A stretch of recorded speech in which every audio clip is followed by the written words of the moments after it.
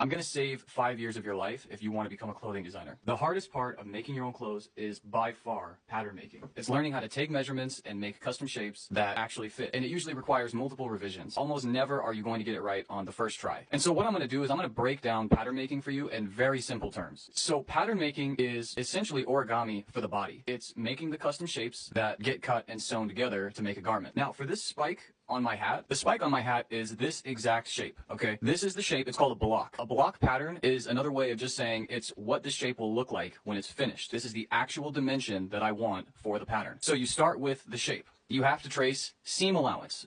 So there's a block, and then there's another pattern with actual seam allowance that's been added. Believe it or not, this was so hard for me to wrap my head around when I was following the pattern book that they give you in fashion school. And just a quick disclaimer, I did not go to fashion school, but I used the same book that they use, and it's just a very universal book for designers in general. But I didn't always understand. I didn't always understand what was going on.